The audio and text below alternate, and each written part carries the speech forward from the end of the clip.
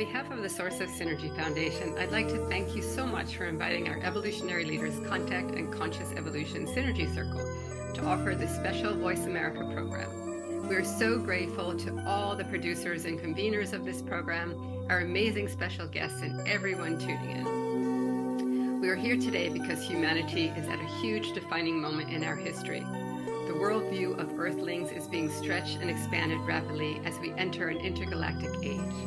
It is truly our moment of choice to more deeply embody our inherent connection with not only all life on this planet, but also with extraterrestrial life and others in various realms of existence.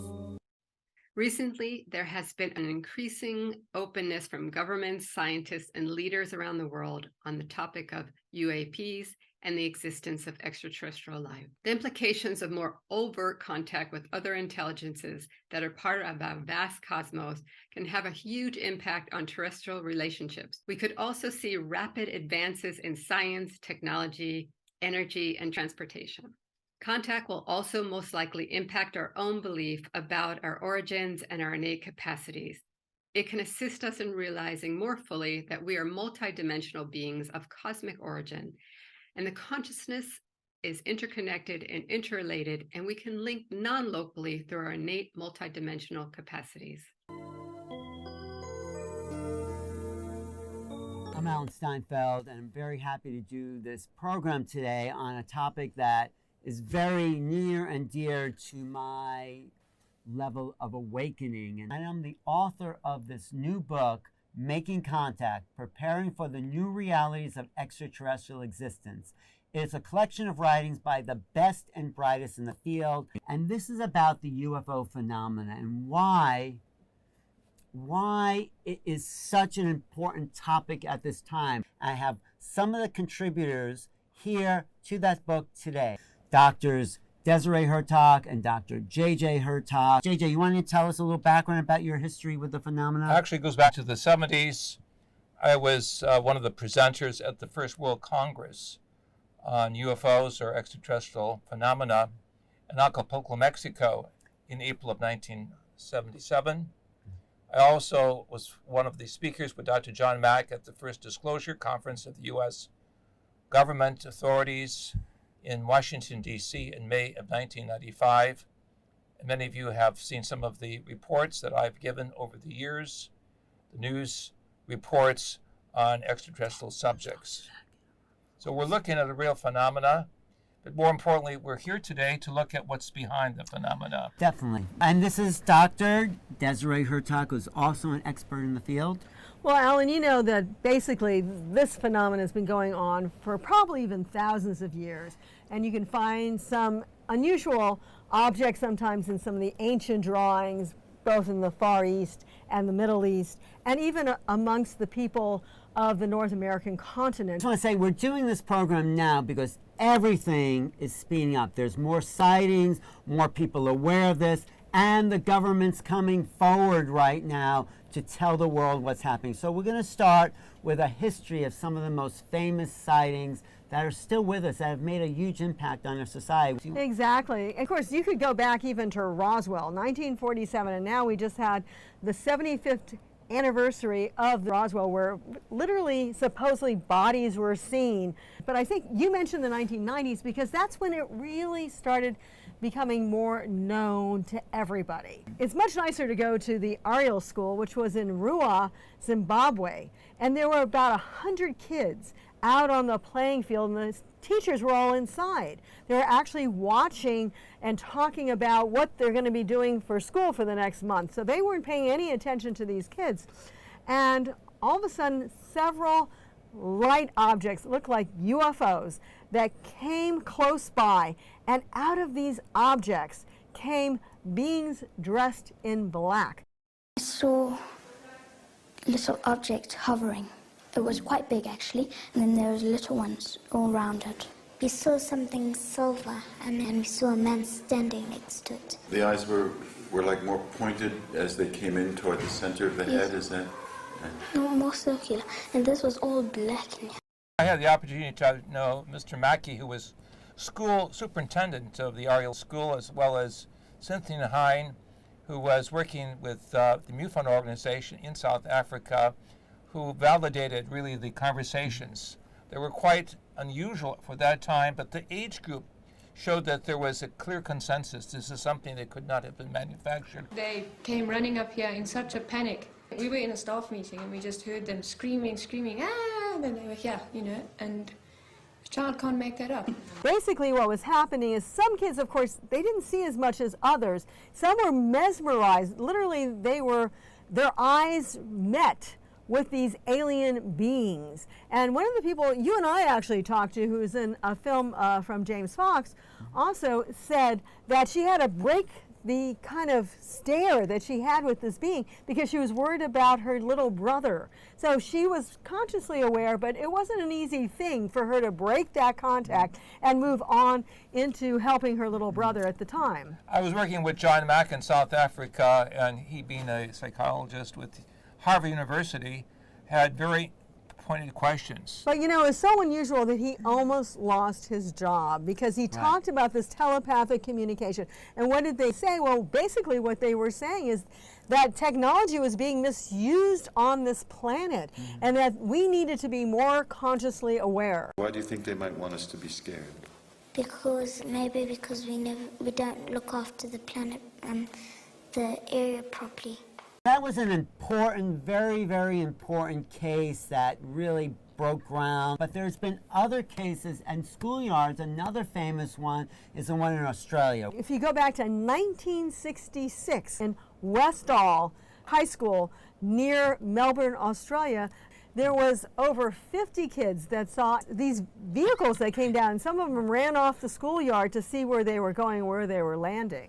Now an ordinary suburban school, but in 1966, Westall High students and teachers insist they saw UFOs triggering a massive government cover-up. 200 students saw 3 of them.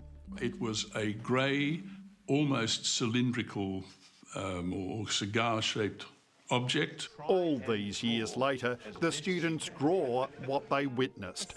I could feel a heat and hear this buzzing sound, and I could see purple lights all around it. Within 40 minutes, this area was swarming with military officials who warned witnesses never to tell anyone what they'd seen. They told me that I was wrong, that I hadn't seen anything. And if he spoke up, clearly you were drunk on duty, and that will have to be reported. And that is what I find most interesting of all, that I was definitely being told to be quiet. JJ, why is there such a suppression on these obvious contact cases? Well, this is something that really is in the realm of needing a sociology so that people can accept the fact that there are other cosmic civilizations capable of coming down into a public arena such as a schoolyard and orientating kids at general of different ages and different backgrounds as to the fact that we're not alone in the universe. This was a topic that was forbidden really to be discussed going back to the situation in the 1940s and 50s when the government authorities in the United States agreed that this was over the top and people were not psychologically prepared. And James Fox has just made a new movie about another case in Brazil, and the film is called Moment of Contact in the town of Varginha.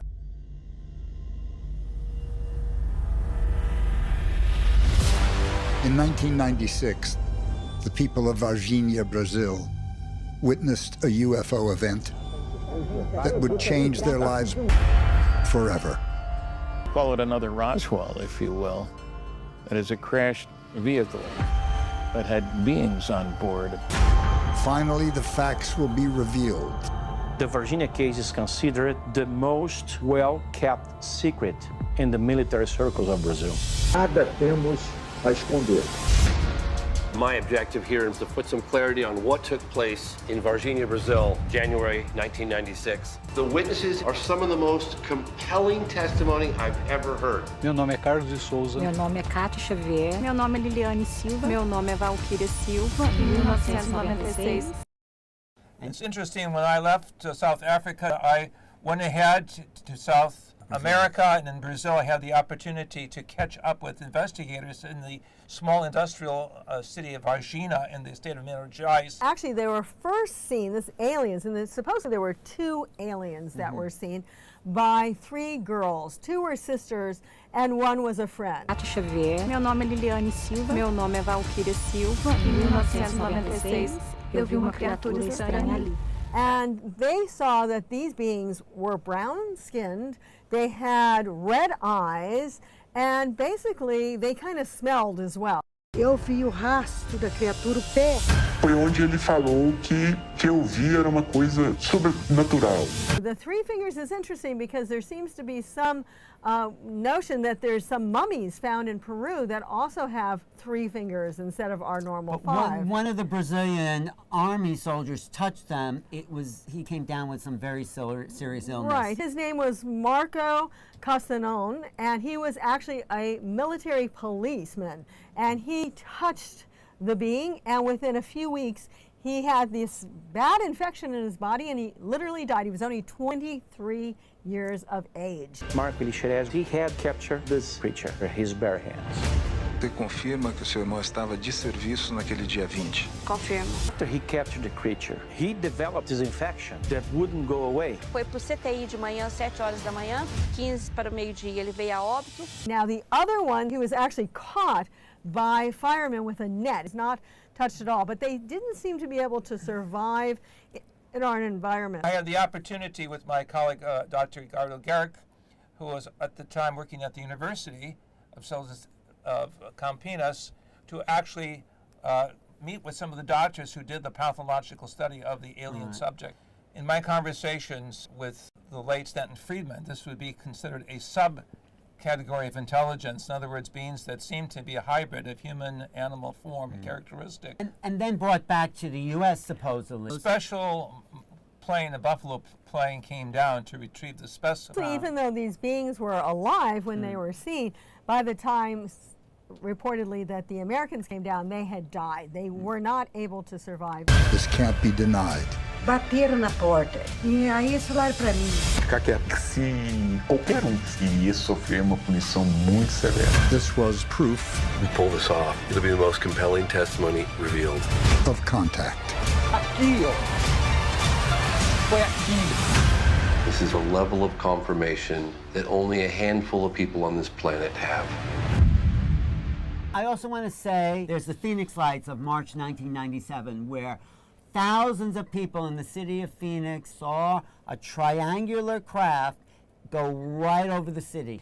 Even the governor of Arizona, Fife Symington, saw it and unfortunately tried to cover it up, but much later he said no. I'm Fife Symington. In 1997, during my second term as governor of Arizona, I saw something that defied logic and challenged my reality.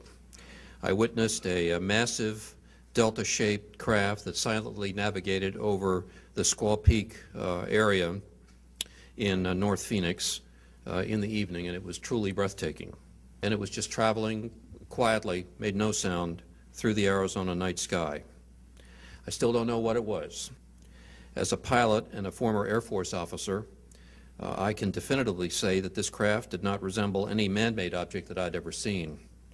And it was certainly not high-altitude flares as put out by the Air Force at Luke Air Force Base, because I've never seen flares fly in formation. The incident was witnessed by hundreds, if not thousands, of people in Maricopa County and in southern Arizona. When it comes to events of this nature, dealing with the great unknown, we deserve, I believe, more openness and a serious pursuit of the facts by our government. And my colleague Jim De La Tosa did some of the analysis, image enhancement analysis of the actual craft that was seen of massive proportion, and gave information that clearly showed this is a very advanced technology. Question, speculation at the time was this some type of military technology that was being tested on the civilians, or was this something from a real dimensional origin that was pursuing or surveying events on Mother Earth? Let's go on to 2004, because that was really the main date.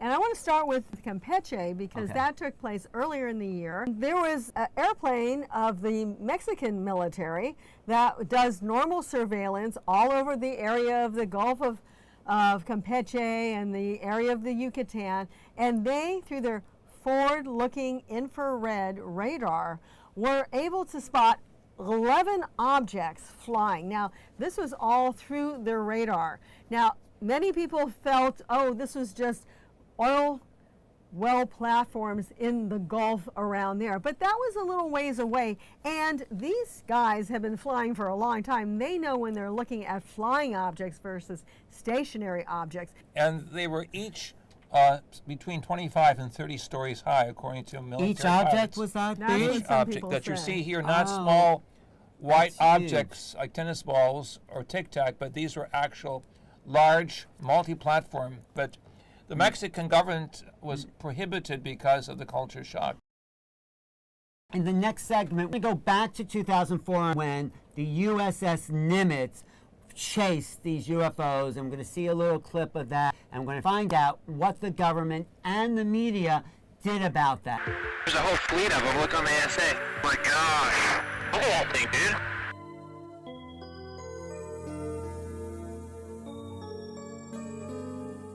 Welcome back to the program. We're really happy to be there because this is where we go deeper into the government cover-up. And just as a preliminary, I want to say in June of 2021, the government produced this preliminary report on unidentified aerial phenomena. If you've been watching, you know UFOs are now called UAP, plural. UAP means phenomena. And they issued a report where they looked at 144 cases and said, well, we know what one of those things are, and they labeled the other 143 in the category called other. So this great report that everyone anticipated told us nothing except that there were other things that were still unidentified. So why is that, JJ?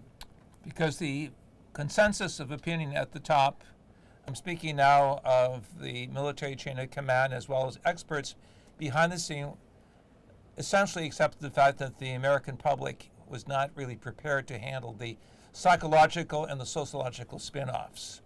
That we as a advanced humanity still needed to have a cosmology of consciousness, and that was not forthcoming at that particular time. One of the main things, though, with 2004 in our country, and what sparked all of this, including that report, was a sighting off the coast of Southern California, off the coast of San Diego, an area that is now known as the Nimitz experience, or the Tic-Tac video. Dude, this is a fucking drone, bro. There's a whole fleet of them. Look on the ASA. Oh my gosh. They're all going against the wind. The wind's 120 knots from the west. So look at this thing.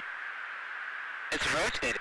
What's really interesting about this is it seemed to have some unusual features being seen by these Navy boats that were off the coast of California.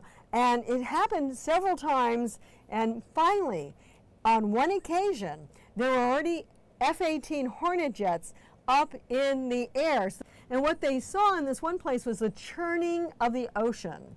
And when they saw that, they were starting to go and investigate more. And all of a sudden, this small white craft came along. And they call that the Tic-Tac because it looks like a giant Tic-Tac, like the breathalyzer. And all of a sudden, after several minutes of really seeing this Tic-Tac vehicle, it completely disappeared faster than anything could happen. This event took place in November 2004. The other situation of Campeche, Mexico, in March of 2004, in an earlier book that I wrote in 1973 called The Keys of Enoch, I said that 2004 would be really the watermark, the opportunity for the world community to see the interaction on multiple levels with cosmic intelligence. And so this prediction came to pass, and this is why I've been working behind the scenes, is there is a paraphysical and a parapsychological ability of the mind to reach out and to see that there is a communication link we have with these higher forces. Right. And the 2004 incident of the Nimitz is what made headlines on December 16th, 2017 on the New York Times, where suddenly the media, politicians, and the average person says, what? There really is something out there. And now we entered a new age of what's called disclosure, a national liberation movement for the truth, because we have to demand the truth. Linda Moulton Howe has something to say about why it's so important that the truth comes out at this time. Because from my point of view, if you are a civilization that evolves for 12,000 years, and you are always under the thumb of another intelligence that manipulates you, and that humans are never, ever talked to, communicated honestly, then we are today in the 21st century, 12,000 years later.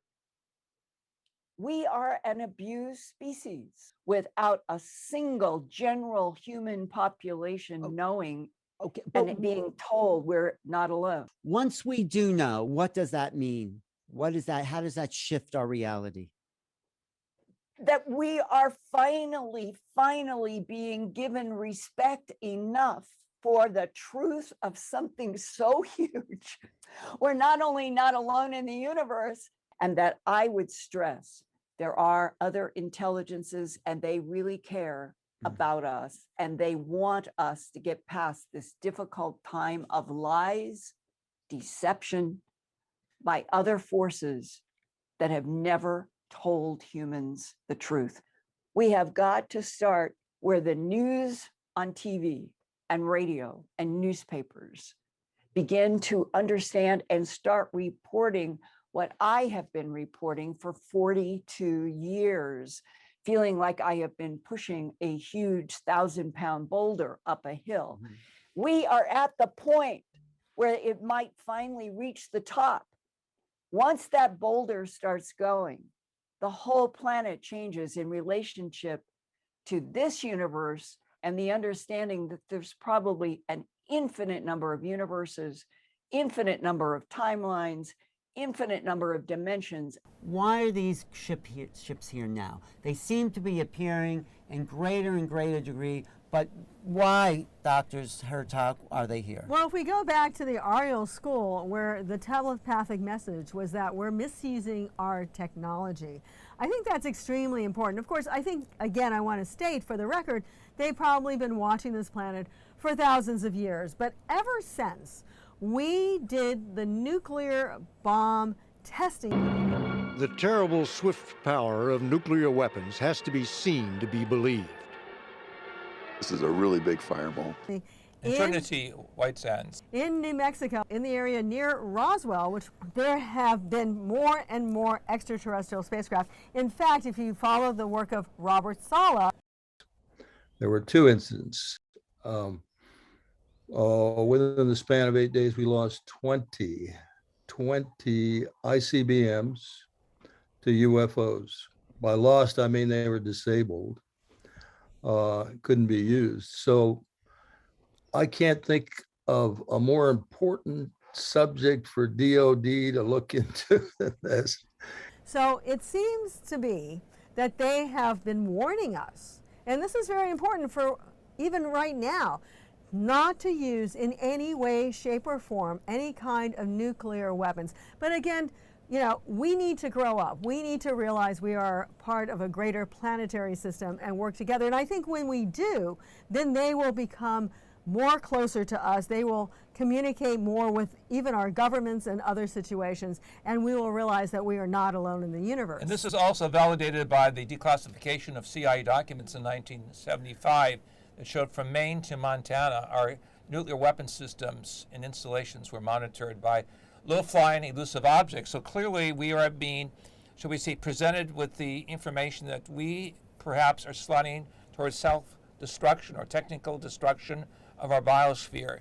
And our friends in space, I will call them friends, are watching and reporting and, shall we say, even interfering to some degree with advanced technology so we do not destroy really the human evolutionary experience. Many people say when you blast a nuclear bomb, that reverberates through the dimension. And that we, without consciousness, we're tearing into other consciousnesses and dimensions in World War II with the atomic bomb. And of course, everything is connected, as we know, in the understanding of the hollow movement of the universe. So we rip a hole in time-space here.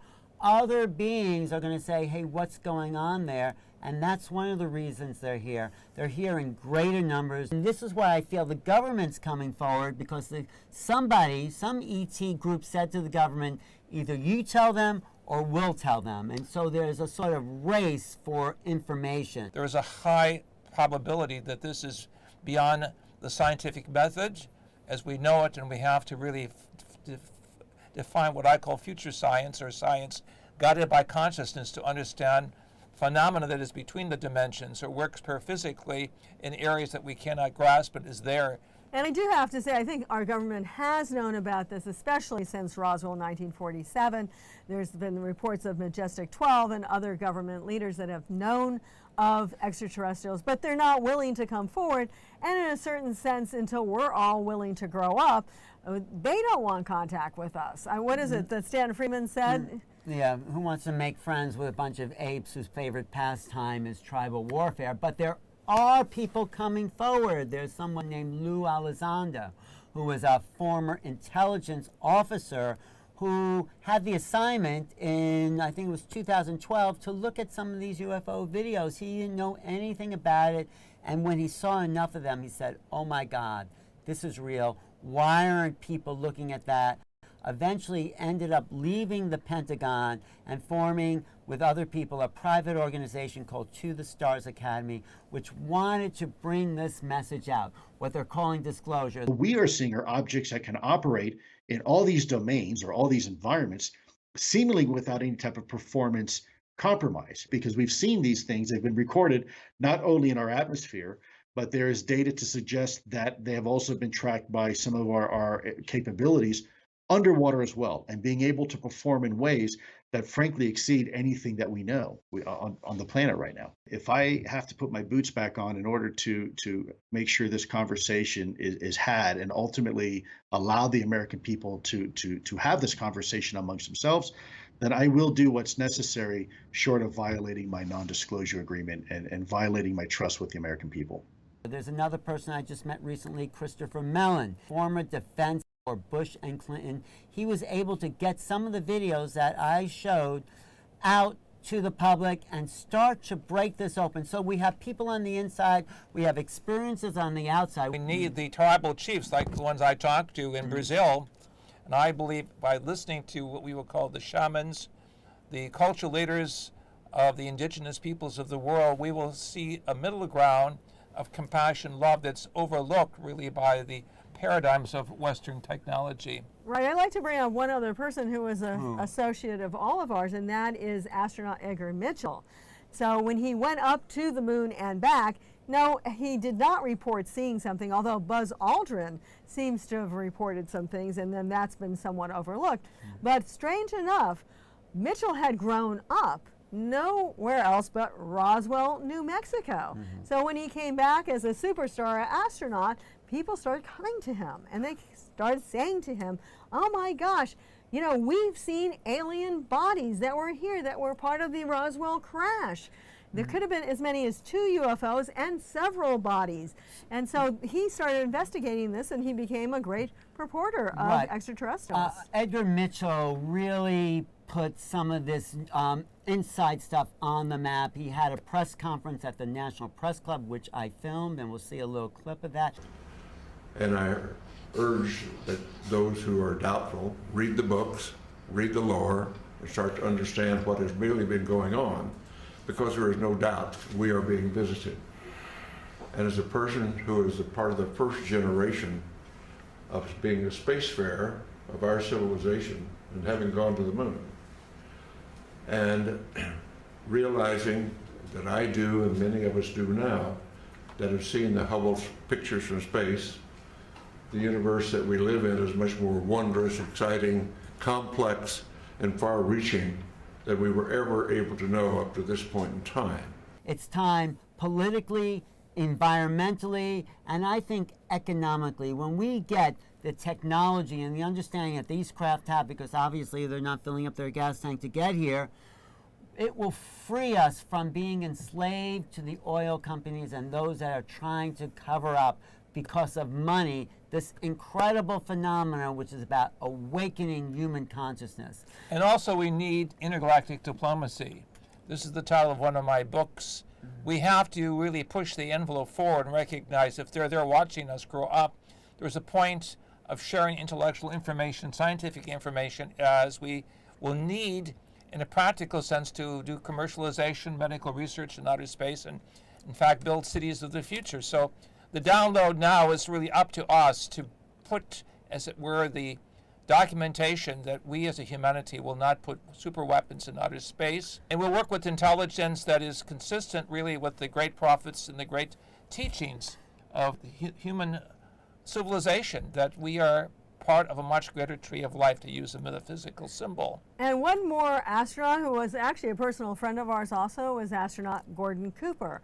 And although he also did not see UFOs in space, he did see them before he went into space. That means in 1951, when he was flying in jets, they were monitoring the border of East and West Germany above him, and he knew some of the top technologies that we had at the time was a flotilla, again a flotilla, of spacecraft. And he realized that they are watching this planet. They're watching to see us. They want us to grow up. They want us to be humanitarians to each other. JJ's going to read a little segment from Gordon Cooper's book called Leap of Faith about what he had to say about the extraterrestrial phenomena. President Harry Truman said on April 4th, 1950, "I can assure you that flying saucers, given that they exist, are not constructed by any power on Earth." Gordon goes on to write, "America has a right to know. It's going to take a lot of courage on the part of some future administration to say, quote, 'Folks, our government has been lying to you all these years. Now we're going to come clean and tell you the real truth.'" Right. So that is part of this aspect of the phenomenon. There's the government cover-up. There's the ETs. In this next segment, we're going to talk about the experiencer, because experiences are what's moving the movement forward, because really the bulk of the phenomena has to do with our personal experience, how it's affecting our consciousness, and how it's transforming and will transform society. So stay tuned as we come back with part 3.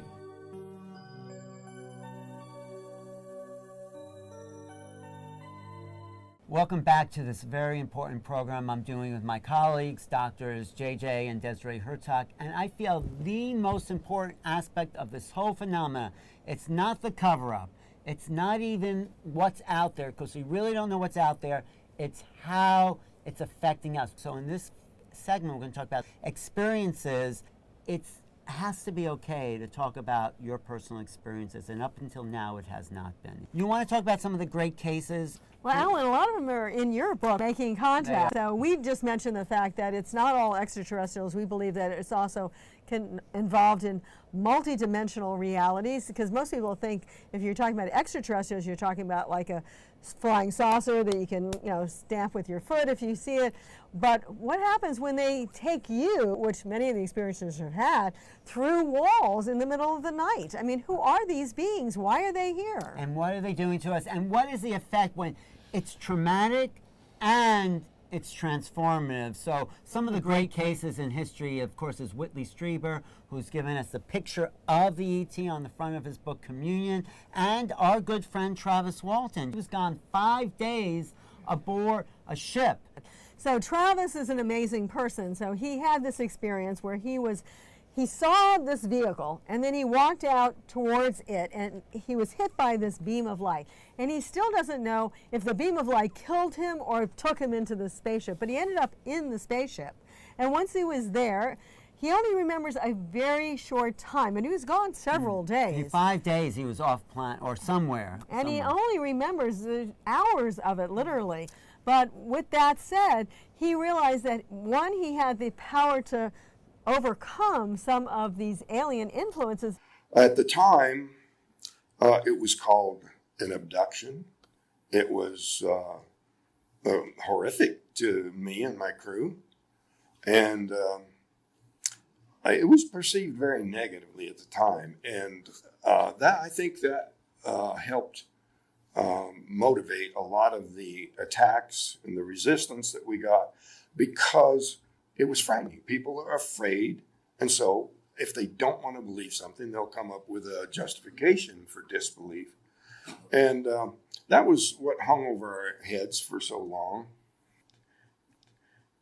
But it has changed. There's been a paradigm shift. I had 45 years to think about it. So gradually it came apparent to me that the idea that the way I interpreted initially wasn't correct. I woke up in a great deal of pain. I felt like I was dying. I mean, it was the greatest fear and pain, all combined with seeing these beings and being in this situation. So it was just about as maximally traumatic as could be. But over time, the fact that I was returned at all, and was in excellent health after that, all kinds of medical tests, it started to shift my concept of these beings as, Hollywood has done, If these beings had bad intentions, it'd be over already. I mean, they've been coming here for decades. This is not a new phenomenon. It goes way back. And if they really wanted to replace humans on this planet, well, we'd have never known what hit us. It'd be poof, He now thinks maybe he got hit by that beam of light and it killed him, and they actually restored him. So that's an interesting take on it. There are lots of cases where UFOs have harmed people with high RF radio frequencies, cutting off a sort of radiation that people have suffered from radiation damage. But there's other cases where people had healings from UFOs. So I just want to say also, when people say, good or bad or who are they, I think it's just like people on this planet. It's the same consciousness reality throughout the whole, we'll call it local universe, which means, you got a few people you don't want to walk down the street with, and you have other people who are there trying to help you. I think there's more people who are altruistic trying to help us in outer space, but we have to do a lot ourselves. I would like to avoid the dualism of good versus bad or evil, because we're working with different mindsets and different levels of consciousness experience levels. Well, basically, it really means that there are many forms of intelligence. People say, well, how come you get cigar shape? How come you get saucer shape? Don't they all fly in the same kind of vehicle? Well, no, because they're not the same species. We believe that various species are now visiting our planet. Some of them are the small grays, some of them look more reptilian, some of them look just like us. And some of them aren't even physical or semi-physical. That's what you're calling the ultra-celestials. In my book, Making Contact, the Hurtaks have a chapter 3, where they talk about the different levels. There's the physical, there's the ultra-celestial, extracelestial, and there's the ultra-terrestrial. Talk about the difference of those. Well, we always have fun, so to speak, in conversations with university students who think only of the extraterrestrials in terms of Hollywood mythology. To the contrary, we have many different levels of intelligence. One, which we call the extracelestials, deal with an energy form of light, or what we will call superluminal light manifestation, coming from a sphere that suddenly opens up into a face or a whole body manifests for a few seconds. Beyond this, we have various meta-terrestrial, what we call in the Keys of Enoch, the ultra-terrestrial, those who are like the great archangelic forms we find in the Judeo-Christian tradition. So we're being given really an opportunity to grow up and become cosmic citizens. Depending on the culture, there are different levels of cosmic intelligence. So in a way, you're really talking about consciousness. If we go back to the consciousness question in the next episode, this is where we bring it all home. What level of consciousness are you at? Where do you want to go? How will meeting the extraterrestrial shift your energetic field? And are you ready for a great awakening? That's what's coming up. Welcome back to part 4 of this exciting show that we're looking at all phases of UFO contact, and really the most important, as I mentioned in the last segment, is this understanding of consciousness. What is consciousness, and how does this phenomenon affect us? And one of the things I feel it does, it merges this old scientific paradigm of objective and subjective reality. Correct. Talk about that, JJ. Well, Desiree and I have been fortunate to work with Dr. Elizabeth Rauscher and publishing a book called Mind Dynamics in Space and Time. Elizabeth Rauscher, author of no less than 450 scientific papers, worked behind the scenes at Stanford Research Institute with those who had the ability to see distant objects without technology.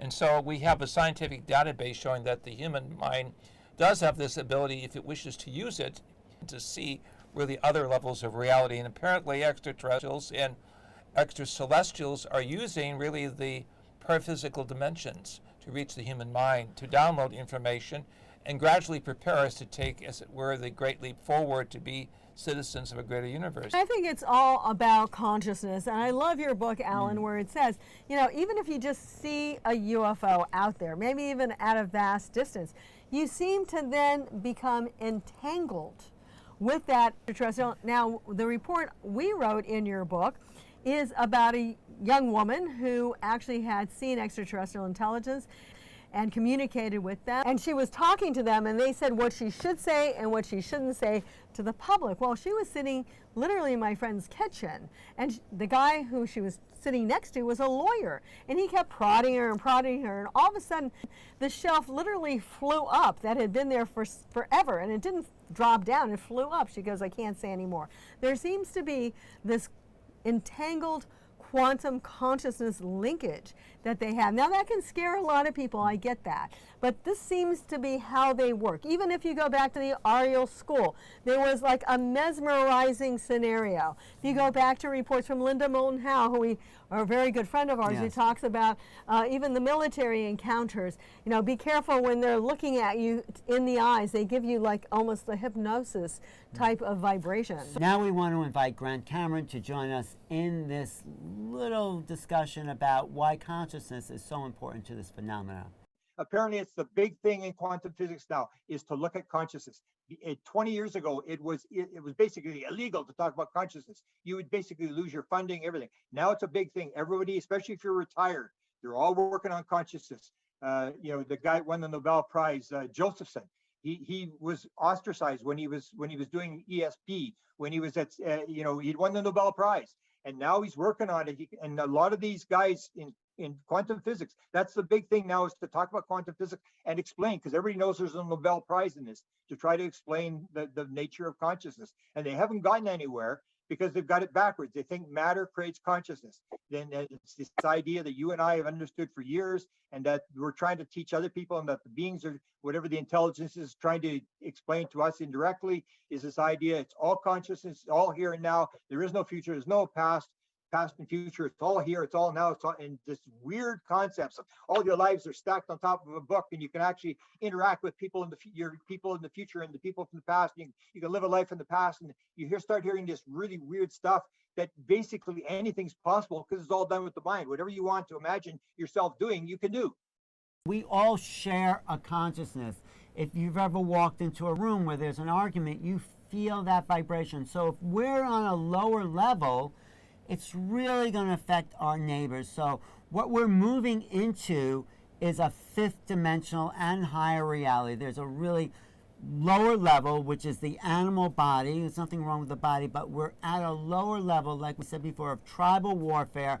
And war has to end if we really expect to meet these beings on the level where they can give us technology, because they gave us free energy. Someone just go about and making bombs on that. So we have to graduate, JJ, and I know that's what your Well work. said. Making contact is merely making contact with yourself first. Then you are able to make a decision. Are you qualified for precognitive or normal or supernormal conversation with something else in the universe? Right, and so there's been research in our brain anatomy, so to speak, and how the neurons work.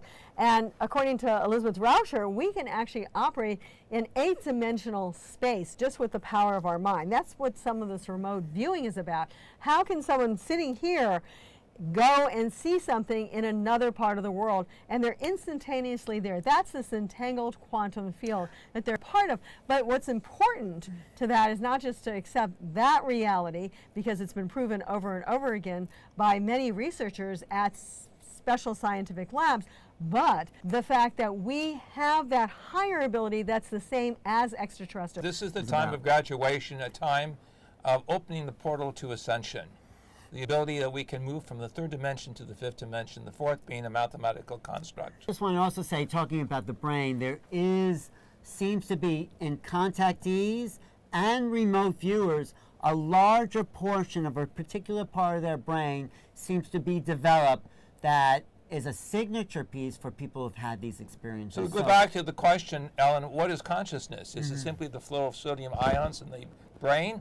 Or is it the ability of awareness to work on multiple levels? In other words, to work in all space rather than under the arbitrary space and time constructs. In other words, we at Stanford Research Institute and other think tanks, in the work with my late colleague, Dr. Andrei Puharich at Lab 9 in New York, showed carefully the ability of precognitive experience as well as the ability to entertain multiple levels of context simultaneously. That gets back to my main point. I don't think consciousness is contained in the brain. I think consciousness is an epiphenomenon. I think that it's like a radio receiver.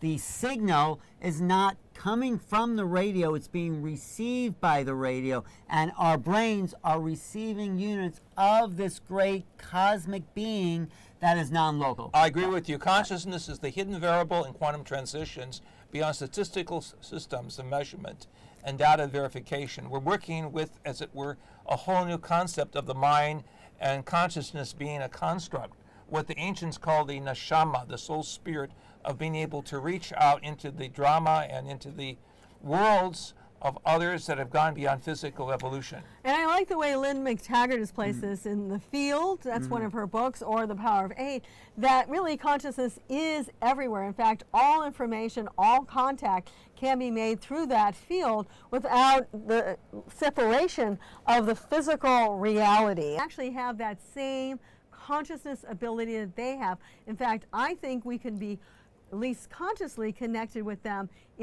as peers and have that a greater ability. But it also gets us into understanding what the field at Lynn McTaggart or consciousness is non-local. It is not contained in the receiver. Even the memories you have are not in your receiver. They may have different points of it. So when you develop a higher sophistication, because this organism, this brain, is the most sophisticated receiving unit in the cosmos. So as we develop more neocortex neurological connections, we pick up a greater amount of the signal from the cosmos. Ingo Schwab, the first and foremost, at least in this country, remote viewer officially, he and Harold Sherman actually remote viewed Jupiter prior to any of our probes going there. And they saw a couple things. One, they saw this atmosphere that would be glistening, and they saw that there would be a very thin ring. Now, we didn't see that in any kind of telescope, but when our probes went there, yes, we saw that there was a ring around Jupiter. So how did they do that? How did they go from, we'll say, the USA and see what no one knew about out there in Jupiter? You see here in my book, actual document released the NASA probe to Mars and actually see 4 pyramids here in mathematical arrangements. Mother Nature doesn't work like this. But we were able to show that the power of the mind could reach out before the probe to Mars and actually see things that were not supposed to be there. This is where telepathic communication between us and ETs, higher dimensional beings, it's our ability to feel telepathy or get information from these beings, and many, many people are doing that, and they're rewriting history because they're getting a new download for information about our true place in the cosmos. So don't discount telepathic communications from ETs because it's the next level of our civilization. So we need more than rewriting history. We need to make the futurism incorporate a great leap forward or advancement in all our areas of science, because this is the breakthrough that's coming very soon. I believe through some government group in the world arena of contact information, we're going to establish the fact not only that there was once a previous civilization of some sort on our sister planet Mars, but we are in the arena of being updated by the cosmic others. And from Dr. Hurtak's experience, he was told that 64 areas of science were going to take a quantum leap. And I believe the understanding of how our brain works in connection with the quantum field is part of that. So this is how aliens work. They don't always, when you see them and people have had these encounters, a lot of it is telepathic. How do we apply this intent of mind, remote viewing, telepathy is one, but also maybe we can control the ships, which is what these ETs are doing. They're controlling it with their mind. This is called telethought communication. Yes. Telethought communication is allowing us to see and experience other realities, so we take human responsibility to help humanity on all sides of Mother Earth to grow up and to share synergistically the symphony of song, the symphony of higher language, we would call the language of thought forms or the language of light, to make this leap possible where the humanity advances collectively as a human civilization. And I just want to say, you know, we've been talking about extraterrestrials mainly, but it's important that we realize that we have that ability as well. So when you see something happening in one part of the world and you want to change that, send thought forms of peace and love or whatever is required, healing energy, to that part of the world, and you can make a difference. Right. That's why the next point I want to get to is that essentially we are the same as those beings. We're not local to the human form. We are the extraterrestrials here. We do not seem to be evolved from the lower primates. They don't have the skills we have that are the gods, the divine.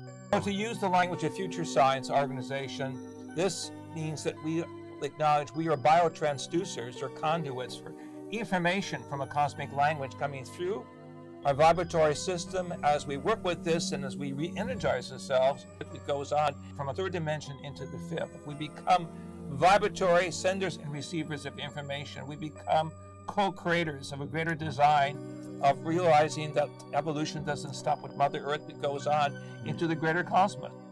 I just want to throw in one point because many people argue about, you know, how does this relate to the Bible? Well, if you go back to the book of Genesis, what you find is we were originally in light garments and we fell into this concretized reality. So basically what you're saying is accurate. We actually have a higher, we'll say, mathematical matrix reality, and we simply became from a fifth, sixth, seventh, eighth dimensional reality into a third/fourth, and we forgot I want to talk about this idea of fifth dimensional realities because everyone's throwing out interdimensionality. Yes, we're in the 3D, but our consciousness is not of the physical world.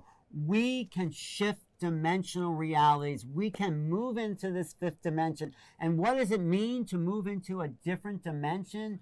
It means that the world changes. Our notion of the world, our perceptions change. And our separations right. are dissolved. Our ability for greater thought is enhanced, and we become a new species living in a different dimension which will uplift the frequency of the planet. We're at that graduation point of history where we're going beyond the old science, the old traditional religious paradigms into a deeper and more profound spirituality of realizing we are all part of a divine process of growing up in a vast and wonderful universe. Right, and that's why the ETs are here now. They're here because we are ready at this point of graduation. We are at the threshold of a new time. So they're here because if they didn't come, we'd probably just be doing the same old thing. But because we have a little outside influence, a little more energy, a little more awareness, and who knows, they may have given us the great technologies like fire even, that have been not available for the lower primates. But because we have new technology, we're able to access the world. We have Webb telescopes going to distant planets, looking for life there, but life's already here. So it is our moment of graduation where we can meet the cosmic others on a level playing field and give up the old wartime primitive ways of being. And also beyond technology, we're going into super consciousness, where we have the gift of remote viewing, remote sensing, remote healing, etc. These are gifts the ancients considered the gifts, the domator, to use the Greek word, of the divine or Holy Spirit. We're beginning to gradually understand that there are other dimensional aspects of the human psyche that can be open and shared. Now, I'll talk about for a moment Sedona, where we were there and there was a fire. Many people were getting afraid. And we said, look, why don't we just put our energies into creating rain and let the fire go away? And we did that collectively. Many people in the town did that, and they were able to influence the change. And the fire literally was put out. So these are all the possibilities. But I want to say one of the important things going back to extraterrestrial realities is the work of astronaut Edgar Mitchell. And when he was coming back from the moon back to Earth, he had what he calls the overview effect. He saw how we were really all one. And I think when we get into that fifth dimensional reality, we lose the separations. We see ourselves as a greater humanity, and we realize that we're all sparks, we would say even sparks of the divine. So we're graduating from Homo sapiens to Homo universalis. I have a great clip from one of our evolutionary leaders, Bruce Clifton, where he's talking about the next level of our evolution as a oneness of being. We are not humans until we create humanity. When we create humanity, which is when we all recognize that we're all cells in the same living organism and work in a coherent fashion, we have then created the next level of evolution. Once we come together in community, the synergy of awareness that will be passed from one cell to the next would be the equivalent of taking a single amoeba and comparing that life of that single cell to my human body, which is a community of amoebas. So now the community of humans are a multicellular organization which comes together and makes a wholeness. Okay, now, but here's the interesting part. It sort of like jumps like bootstrapping itself. One cell later becomes a human, which later becomes humanity.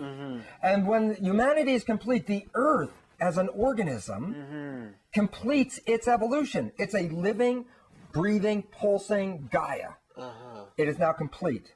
When it is complete, when the cell completed its evolution, what was its next level of recourse? to hook up with other cells. Right, and when the human completed its evolution, what was it? To hook up with other humans. Right. When the Earth completes its evolution, we are then at the level of a unity with a voice of unity that allows us to speak as a one, which will allow us to speak with other ones. Beautiful. Thank you. You're welcome. Each of you joining us today are part really of the future citizens of Mother Cosmos. Graduating from the Schoolhouse of Mother Earth to the University of the Cosmos, we welcome you to think about a new cosmology of consciousness, of how each of us will play a role of going beyond negativity and three-dimensional, shall we say, Earth, ego-centered reality to that of the divine, the human family. So look for these key points that we just outlined. First, there's a lot of cases, a lot more UFOs in the world being reported, and more people are having experiences. The government is suddenly breaking its brick wall of denial, and that wall is tumbling, and now they're coming forward with more possibilities. Fourth part is that all of our consciousnesses is expanding. It's expanding because it's our time to wake up and really come into the humanity that we deserve as truly what JJ and Desiree call Homo universalis, as we're going into a bright, wonderful future as citizens of the House of Many Mansions. You're part of this. We are all part of this. Thank you so much for your time here today. Thank you, Kurt Johnson, for making this possible. And all the people watching, we welcome comments. You can reach me at newrealities@earthlink.net. You can reach the Hurtaks at futurescience.org. And get my book, Making Contact, Preparing for the New Realities of Extraterrestrial Existence, because it is one of the key points that give us an overview of some of what we talked about today. Thank you very much for joining us, Alan Steinfeld, along with Doctors JJ and Desiree Hurtak. Ad Astra, to the stars. In closing, I wish to stress how important it is that we stay in the we space. It's extremely important that all those that have researched this topic or have had direct experiences share openly consciously and factually with the mainstream media so that the general public could have a full picture of this issue and have time to personally integrate this expansion of awareness of other intelligences into their daily lives. It's a profound privilege to be on planet Earth during this moment of choice, where we can consciously participate in ushering in a fully intergalactic age with our cosmic family. Let's seize this moment for the benefit of all. Thank you very much.